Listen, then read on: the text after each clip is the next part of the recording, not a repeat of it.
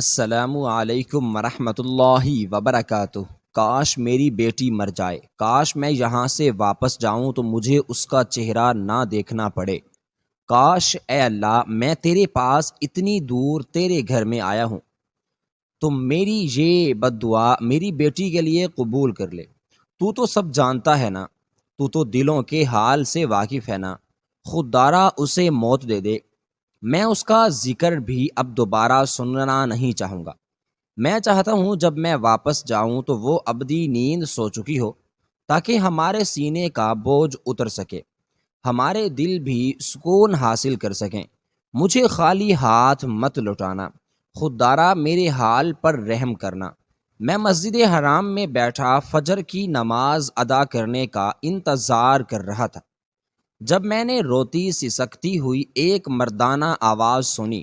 میں قدم با قدم چلتا اس آواز کے تعاقب میں گیا تو میں نے دیکھا ایک آدمی ویل چیئر پر بیٹھا رو رو کر اپنی بیٹی کے حق میں بد دعائیں کر رہا ہے۔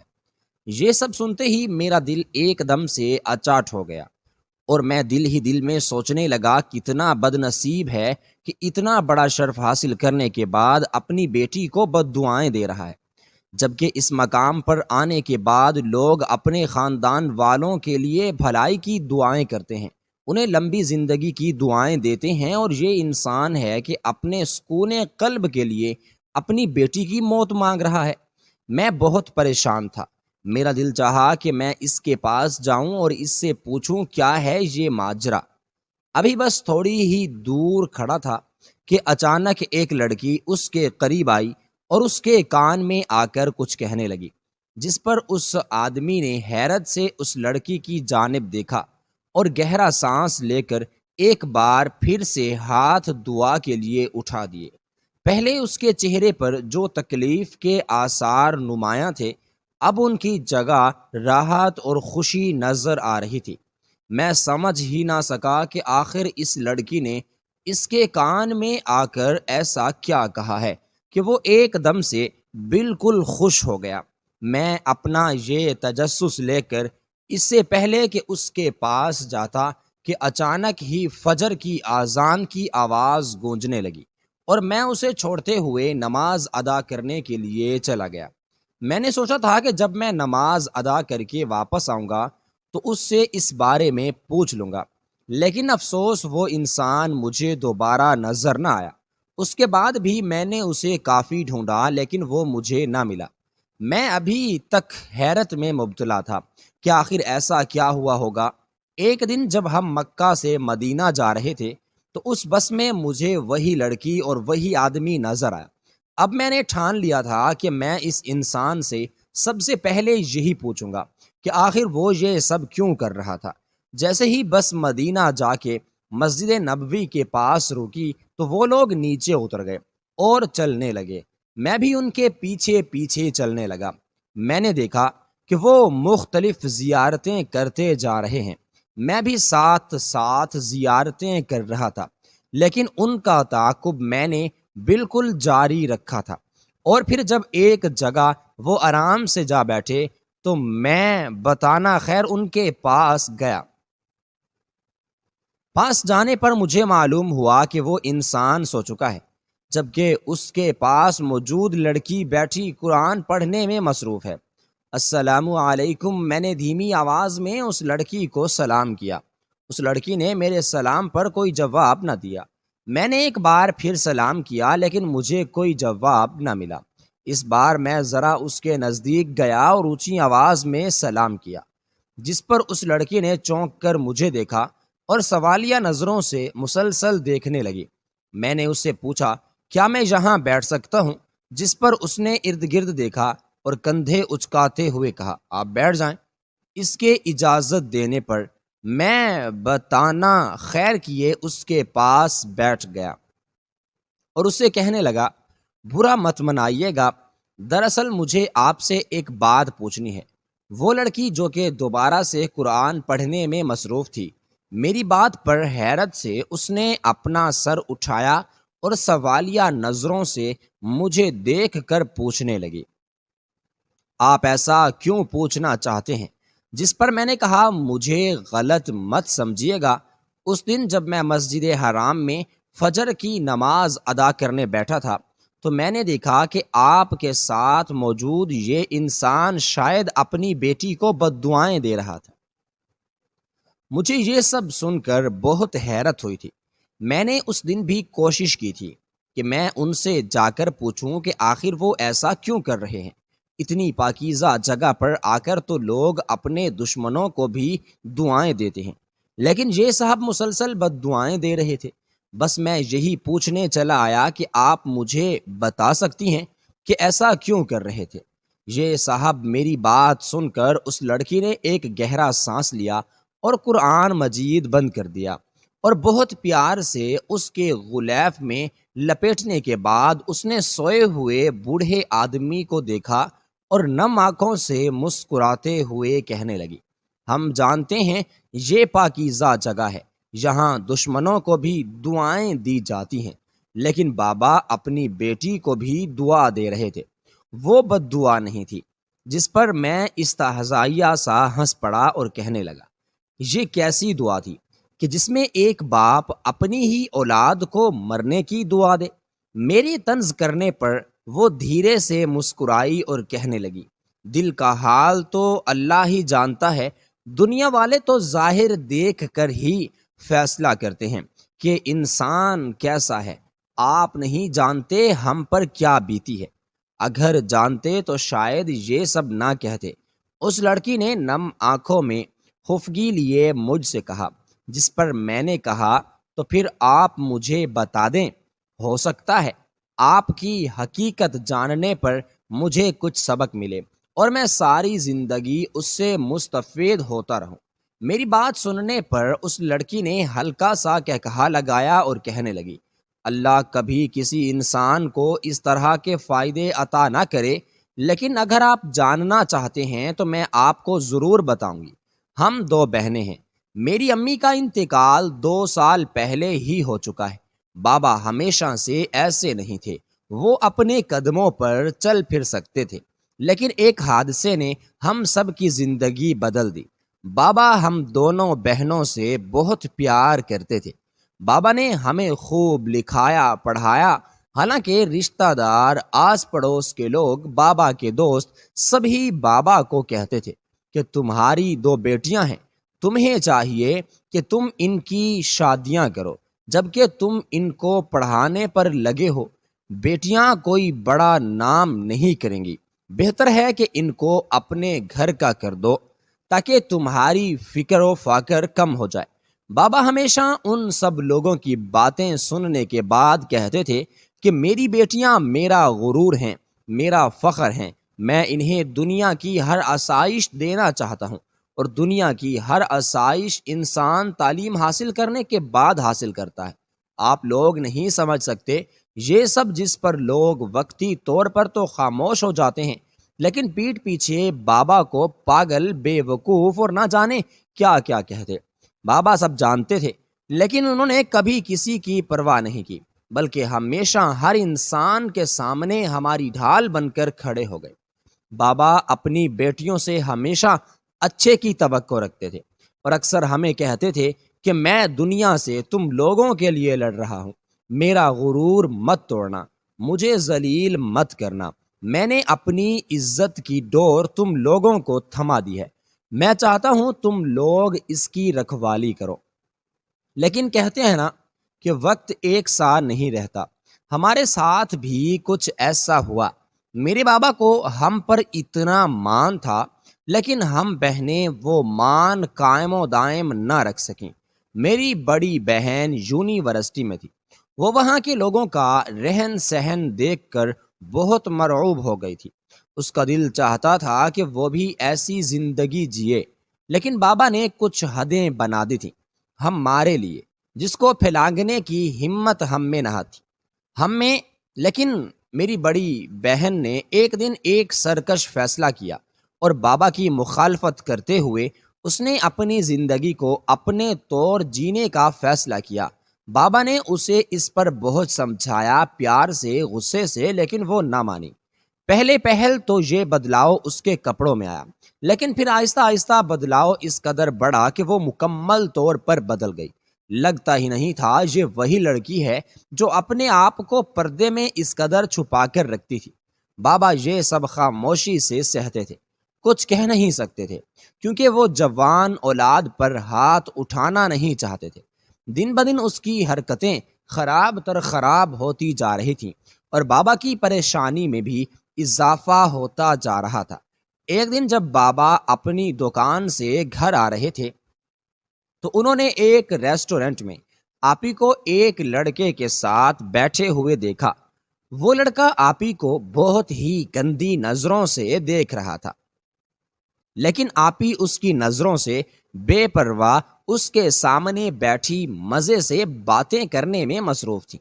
کچھ دیر بعد بابا نے دیکھا کہ اس لڑکے کے کچھ اور دوست بھی وہاں پر آ بیٹھے اور آپی کو گندی نگاہوں سے دیکھنے لگے۔ آپی کا لباس بھی کچھ اس طرح کا تھا کہ ہر انسان کو اپنی طرف مائل کرتا تھا۔ اس وقت تو بابا آپی کو کچھ نہ کہہ سکے اور خاموشی سے گھر واپس آ گئے اور آپی کے آنے کا انتظار کرنے لگے۔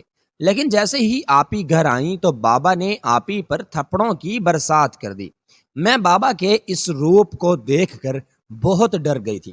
بابا نے آپی کو اس قدر مارا کہ آپی کا سر پھٹ گیا اور اس کی ناک سے خون بہنے لگا۔ آپی تقریباً بے ہوش ہو چکی تھی، لیکن بابا کا غصہ تھا کہ کم ہونے کو نہیں آ رہا تھا۔ بہت مشکل سے آپی کی جان بابا سے چھڑوائی اور میں آپی کو لیے کمرے میں چلی گئی۔ گھر ڈاکٹر بلوایا گیا اور اس کی مرہم پٹی کروائی۔ آپی کو ہوش آ چکا تھا، لیکن زخموں کی وجہ سے وہ اب اٹھنے اور چلنے پھرنے کے قابل نہ رہی تھی۔ میں نے بہت کوشش کی کہ بابا سے پوچھ سکوں کہ آخر کیا ہوا ہے، لیکن بابا نے تو جیسے چپ کا روزہ رکھ لیا تھا۔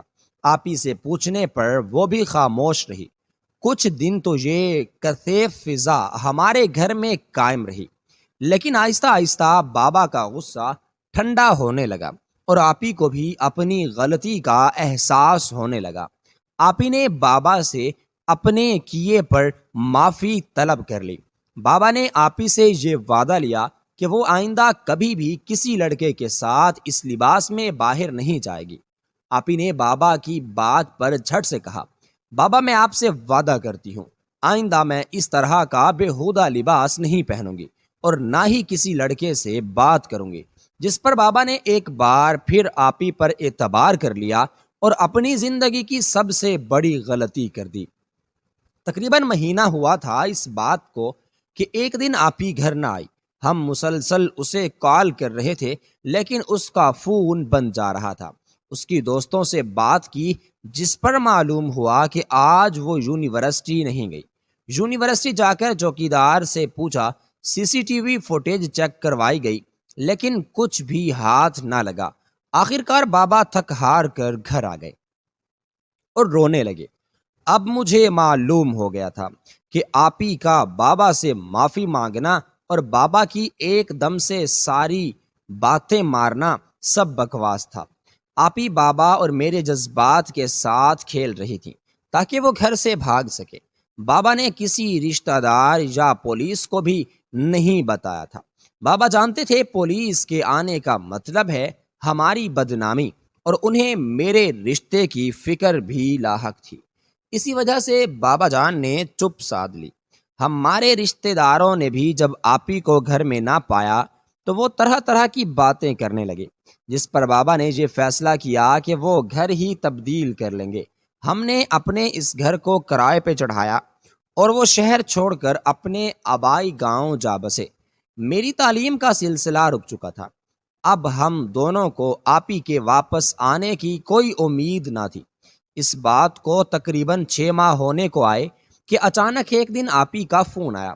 رات کے 2 بج رہے تھے۔ میں اپنے کمرے میں سو رہی تھی۔ جب میں نے غنودگی میں فون اٹھایا تو آپی کے سسکنے کی آوازیں سنی تو میں اچانک ہڑبڑا کر اٹھ بیٹھی۔ آپی آپ کہاں ہو؟ آپی آپ کو پتہ ہے آپ کے جانے کے بعد ہم نے آپ سے رابطہ کرنے کی بہت کوشش کی، لیکن آپ کا فون بند جا رہا تھا۔ جانتی ہیں بابا بہت یاد کرتے ہیں آپ کو، گھر آ جائیں پلیز۔ میں اپنی بہن کی منتیں کرنے لگی تھی۔ جس پر میری بہن اچانک ہی دھاڑے مار مار کر رونے لگی۔ اس کے یوں رونے پر میں بالکل چپ ہو گئی۔ وہ کہہ رہی تھی، مہرو مجھے یہاں سے بچا لو، مریم پلیز میری مدد کرو۔ میں کسی طرح ان کے چنگل سے بھاگ کر گھر کے دروازے پر آ چکی ہوں، لیکن یہاں پر پہنچنے کے بعد مجھے پتا چلا آپ لوگ یہاں نہیں ہیں۔ دیکھو مہرو، میری جان کو خطرہ ہے۔ اس سے پہلے کہ وہ لوگ مجھ تک پہنچیں بتاؤ تم لوگ کہاں ہو، میں آ جاتی ہوں۔ آپی نے اٹک اٹک کر کہا۔ میرا دماغ ایک دم سے معاف ہو گیا اور میں نے آپی کو بتا دیا کہ ہم اپنے آبائی گھر میں ہیں۔ یہ گھر ہمارے شہر والے گھر سے زیادہ دور نہ تھا، اس لیے میری آپی کو آنے میں کوئی دقت نہ ہوئی۔ جب وہ گھر کے دروازے پر پہنچی تو صبح کے 5 بج رہے تھے۔ بابا فجر کی نماز ادا کرنے کے لیے مسجد جا چکے تھے۔ جب وہ رکشے سے باہر نکلی تب اس کی حالت دیکھ کر میں حیران، پریشان اور ڈر گئی۔ اس کے پاس رکشے والے کو دینے کے لیے پیسے بھی نہ تھے۔ میں نے رکشے والے کو جلدی جلدی فارغ کیا اور آپی کو لیے جلدی سے گھر کے اندر آ گئی۔ اسے لے کر بیڈ پر لٹایا اور اس کے لیے کھانے پینے کا انتظام کرنے لگی۔ آپی نے جب کھانا شروع کیا، اس کے کھانے کے انداز سے مجھے اندازہ ہوا کہ وہ کافی دنوں کی بھوکی ہے۔ میں نے ابھی اس سے کوئی سوال پوچھنا مناسب نہ سمجھا تھا۔ کھانے کے بعد اسے نیند آنے لگی تو میں نے ابھی اسے سونے دیا۔ بابا کو لگتا تھا کہ میں ابھی تک سو رہی ہوں، اس لیے مسجد سے واپس آنے کے بعد وہ میرے کمرے میں نہ آئے تھے۔ میں جب کمرے سے باہر آئی تو میں نے دیکھا بابا چائے کا کپ تھامے اخبار پڑھنے میں مصروف ہیں۔ میں خاموشی سے ان کے سامنے جا بیٹھی۔ آج اتنی صبح اٹھ گئی ہو، خیریت تو ہے؟ طبیعت ٹھیک ہے تمہاری؟ بابا نے مجھے دیکھتے ہوئے مسکرا کر پوچھا کہ اچانک میری آنکھوں میں آنسو آ گئے۔ بابا، میں نے رودی ہوئی آواز میں کہا۔ میرے اس طرح کہنے پر بابا نے حیرت سے مجھے دیکھا اور پھر پوچھنے لگے، مہرو کیا ہوا ہے؟ بتاؤ مجھے، جس پر میں یکدم سے پھوٹ پھوٹ کر رو پڑی۔ بابا اٹھ کر میرے پاس آئے اور مجھے اپنے سینے سے لگائے خاموش کروانے لگے۔ بیٹے بتاؤ گے نہیں تو مشکل کا حل کیسے نکلے گا؟ چلو شاباش، تم تو میرا بہادر بچہ ہونا، بتاؤ مجھے کہ کیا ہوا ہے۔ بابا نے اتنے شفیق لہجے میں پوچھا کہ میں خود پر ضبط نہ کر سکی۔ میں جتنا خود پر قابو پانے کی کوشش کرتی اتنی ناکام ہو جاتی۔ بالآخر آہستہ آہستہ جب میرے آنسو تھمے تو میں نے بابا کو تمام حقیقت سے آگاہ کر دیا۔ پہلے تو میرے بابا ایک دم سے غصے میں آ گئے اور کہنے لگے، تمہیں کیا ضرورت تھی اسے گھر میں لانے کی؟ جہاں گئی تھی وہیں رہتی، مر جاتی، واپس کبھی نہ آتی۔ تم نے کیوں کیا ایسے؟ مہرو بابا ایک دم سے غصے میں آ کر مجھ پر بھڑکنے لگے۔ میں کہنے لگی، بابا آپ ایک بار آپی کی حالت تو دیکھ لیں۔ مجھے لگتا ہے کہ آپی کے ساتھ کچھ بہت برا ہوا ہے، ایک بار آپ انہیں دیکھ لیں میرے کہنے پر، پلیز بابا۔ بابا جان نے ہاں میں سر ہلایا اور میرے ساتھ کمرے میں آ گئے۔ جیسے ہی بابا کی نظر آپی پر پڑی تو وہ سکتے میں آ گئی۔ آپی کے چہرے پر جگہ جگہ بہت سے نشانات تھے، ایسے جیسے کسی نے انہیں روز بہت بری طرح سے پیٹا ہو۔ اس کے علاوہ ان کے ہاتھ کے، ان کے بازو اور ان کے بال سب کچھ اس بات کی گواہی دے رہے تھے کہ وہ بہت کچھ جھیل کر آئی ہیں اور اب ایک محفوظ پناہ چاہتی ہیں، وہ بھی بابا سے۔ آپی کی یہ حالت دیکھی نہ گئی اور وہ اسی جگہ پر لڑ کھڑا کر گر پڑے۔ میں جو ابھی آپی کے غم سے باہر نہ آئی تھی، اپنے باپ کے اس طرح گر جانے پر پریشان ہو گئی تھی۔ میں نے بابا کو اپنے پڑوسیوں کی مدد سے اٹھایا اور انہیں لیے ہسپتال جا پہنچی۔ ڈاکٹرز نے ابتدائی طبی امداد دی اور صرف اتنا کہا کہ آپ کے والد کو فالج کا اٹیک آیا ہے، جس کے باعث اب وہ چل پھر نہیں سکیں گے، لیکن زیادہ پریشان ہونے کی ضرورت نہیں ہے۔ روزانہ تھراپی اور دوائیوں سے یہ ٹھیک ہو جائیں گے۔ ڈاکٹر جی کے یہ الفاظ تھے کہ مجھ پر پہاڑ بن کے ٹوٹے تھے۔ مجھے ایک دم سے لگنے لگا تھا کہ میری ساری دنیا ویران ہو گئی ہو، میں اس دنیا نما جنگل میں اکیلی رہ گئی ہوں۔ مجھے رہ رہ کر اپنی بے بسی پر رونا آ رہا تھا۔ اب میں گھر جاؤں یا نہیں مجھے کچھ پتا نہیں چل رہا تھا۔ ڈاکٹر کے بعد سمجھانے پر میں گھر آئی اور بابا کی کچھ چیزیں لی، ان کے لیے کھانا بنایا اور دوبارہ سے ہاسپٹل جانے کی تیاری کرنے لگی۔ آپی بھی اٹھ چکی تھی اور ہم دونوں کو گھر میں نہ پا کر بہت پریشان ہو چکی تھی۔ جب آپی نے مجھ سے بابا کے بارے میں پوچھا تو میں نے انہیں بتایا کہ آپ کی اس حالت کو وہ سہ نہ پائے تھے، جس کی وجہ سے انہیں فالج کا اٹیک آیا ہے، جس کی وجہ سے اب وہ ہاسپٹل میں ہیں۔ لیکن آپ فکر مت کریں، آپ کے لیے بھی کھانا بنا کر جا رہی ہوں، آپ دعا کرنا، میں بابا کو لے کر جلد آؤں گی، میں نے آپی کو تسلی دیتے ہوئے کہا، جس پر آپی نے روتے ہوئے ہاں میں سر ہلایا۔ میں ہسپتال آ گئی اور بابا کا خیال رکھنے لگی۔ ایک ماہ تک بابا کو مسلسل مختلف قسم کی ایکسرسائز کروائی جا رہی تھی، جس کی بنا پر بابا کچھ بولنے کے قابل ہو چکے تھے۔ اب وہ اپنے ہاتھ بھی ہلانے لگے تھے، لیکن بڑھتی عمر کے باعث وہ اپنی ٹانگوں سے ہمیشہ کے لیے محروم ہو گئے تھے۔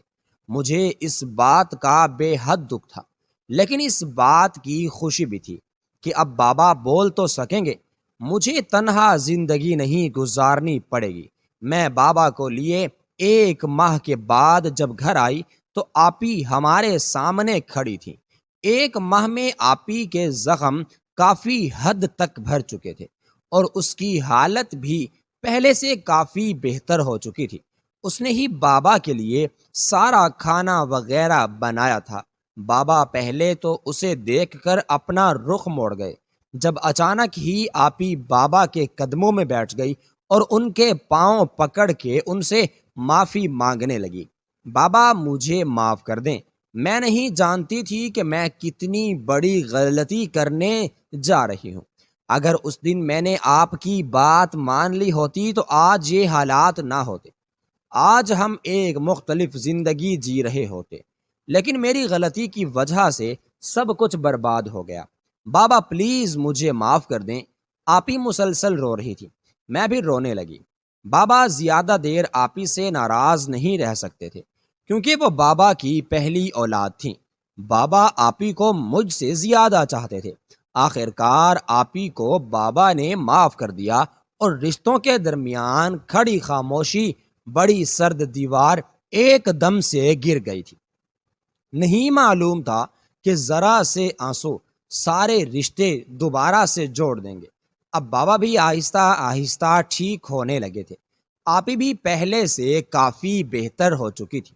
میں اپنے گھر کو ایک بار پھر پہلے جیسا دیکھ کر اللہ کا شکر ادا کرتی تھی، لیکن میں نہیں جانتی تھی کہ وقت ایک دم سے پھر بدل جائے گا اور ویرانی ہمیشہ کے لیے ہمارے وجود کا حصہ بن جائے گی۔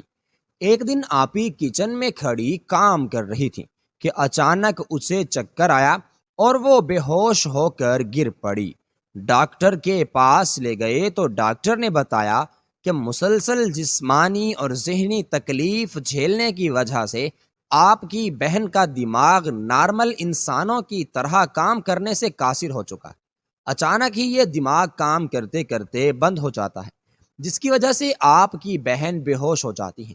اس کے علاوہ ہمیں اس بات کا خدشہ ہے کہ اب آپ کی بہن کو برین ٹیومر نہ ہو، کیونکہ ایسے حالات میں اکثر برین ٹیومر ہو جاتا ہے۔ ڈاکٹر نے بہت پیشے وارانہ انداز میں مجھ سے کہا۔ میرے سر پہ تو مانو پہاڑ ٹوٹ پڑا تھا۔ میں نے بے تابی سے ڈاکٹر سے پوچھا، کیا اس سب کا کوئی علاج ہے؟ میرے اس سوال پر ڈاکٹر نے کہا، جی بالکل، اس مرض کا علاج ہے، لیکن علاج کرنا کس حد تک ٹھیک ہوگا یہ ہم تب ہی آپ کو بتا سکتے ہیں جب ہمیں معلوم ہو کہ ان کے دماغ میں ٹیومر کس حد تک بڑھ چکا ہے۔ بہتر ہے آپ اس کے لیے کچھ ٹیسٹ وغیرہ کروا لیں تاکہ ہم ان کا علاج شروع کر دیں، ڈاکٹر نے مسکراتے ہوئے کہا، جس پر میں نے ہاں میں سر ہلاتے ہوئے کہا، مجھے وہ ٹیسٹ لکھ دیں میں جلد از جلد وہ ٹیسٹ کروانا چاہوں گی۔ جیسے ہی ڈاکٹر نے مجھے ٹیسٹ وغیرہ لکھ کے دیے، میں نے اپنی بہن کے ٹیسٹ کروائے۔ جب رپورٹ آئی تو ڈاکٹر نے مجھے اپنے پاس فون کر کے بلا لیا۔ جب میں اس کے پاس پہنچی تو اس نے مجھے رپورٹس دکھاتے ہوئے کہا کہ آپ کی بہن کا ٹیومر بہت حد تک پھیل چکا ہے اور ہم اس کا علاج کرنے سے قاصر ہیں، کیونکہ ہمیں ڈر ہے وہ مر نہ جائے۔ 50% اس بات کے چانسز ہیں کہ اگر ہم ان کا آپریشن کریں گے تو وہ زندہ رہ سکتی ہیں، اور ہو سکتا ہے کہ وہ مر جائیں۔ آپ سمجھ رہی ہیں میں کیا کہہ رہا ہوں؟ ڈاکٹر نے سنجیدگی سے کہا۔ میں نے ہاں میں سر ہلایا اور خاموشی سے رپورٹیں اٹھائے اس کے کیبن سے باہر آ گئی۔ گھر آ کر میں نے اپنے باپ کو اس تمام صورتحال کے بارے میں بتایا۔ اس سال بابا نے یہ فیصلہ کیا تھا کہ ہم عمرے کے لیے جائیں گے۔ ہماری ٹکٹس آ چکی تھیں، لیکن آپی کی بیماری نے ہم سب کو پریشان کر دیا۔ ہم نے بہت کہا آپی کو کہ آپ بھی ہمارے ساتھ چلیں، لیکن آپی نہ مانی، کیونکہ آپی کے سر کا درد دن بدن بڑھتا ہی جا رہا تھا، اور آخر کار آپی کو پھپھو کی دیکھ بھال میں دیکھ کر یہاں عمرے کی سعادت حاصل کرنے آ گئے۔ روز بابا کی آپی سے بات ہوتی ہے اور وہ روز بابا کو بتاتی ہیں کہ سر کا درد بڑھتا جا رہا ہے، بہت تکلیف میں ہے۔ بابا کو کہتی ہے کہ ماں کی دعا اثر رکھتی ہے، جبکہ باپ کی دعا فوری قبول ہوتی ہے۔ بابا خوددارا آپ میرے لیے دعا کریں کہ میں مر جاؤں۔ یہ زندگی جو میرے لیے زحمت بن گئی ہے، اس سے مجھے چھٹکارا مل جائے تاکہ میں اس روز روز کی موت سے ایک ہی بار مر جاؤں اور سکون حاصل کر لوں، اور آپ کی اذیتوں میں بھی کمی آ جائے۔ میرے بابا آپی کی باتیں سن کر بہت روتے۔ میں اکثر انہیں سمجھاتی کہ ایسی باتیں مت کیا کر جس پر وہ کہتی تم نہیں جانتی یہ سب میرے اعمال کا نتیجہ ہے جو مجھے بھگتنا پڑ رہا ہے۔ اگر میں نے اپنے باپ کی بات مانی ہوتی تو آج اتنی اذیت میں نہ ہوتی، لیکن دیکھو میری غلطیوں نے کیا کچھ کر دیا مجھ سے۔ میرے باپ کی صحت چھین لی، مجھ سے میری بہن کا ایک روشن مستقبل چھین لیا، اس کی مستقبل کی زندگی ویران کر دی، اور اپنی زندگی کی خوشیوں کو اپنے ہاتھوں سے آگ لگا دی۔ اب جب تک میں آپ لوگوں کے ساتھ رہوں گی صرف اور صرف تکلیف کا ہی باعث بنوں گی۔ اس لیے بہتر یہی ہے کہ تم بابا کو اس بات پر راضی کرو کہ وہ میرے لیے مرنے کی دعا کیا کریں اور مجھے معاف کر دیں تاکہ میں قبر میں پرسکون رہ سکوں۔ آج آپی کو گئے 20 دن ہو چکے ہیں۔ ہمارا وہ پہلا عمرہ تھا جس کو کرنے کے بعد پھپھو نے فون کیا تھا اور بتایا تھا کہ سحرش اب اس دنیا میں نہیں رہی۔ یہ کہتے ہی اس لڑکی نے ایک گہرا سانس لیا اور اپنے گال پہ بہتے ہوئے آنسو صاف کیے۔ میں بنا کچھ کہے اس کے پاس سے اٹھ گیا اور سمجھ گیا کہ کتاب کے اس سرو رخ سے پہچاننے کی غلطی کبھی نہیں کرنی چاہیے، کیونکہ ضروری نہیں ہر چمکتی چیز سونا ہو۔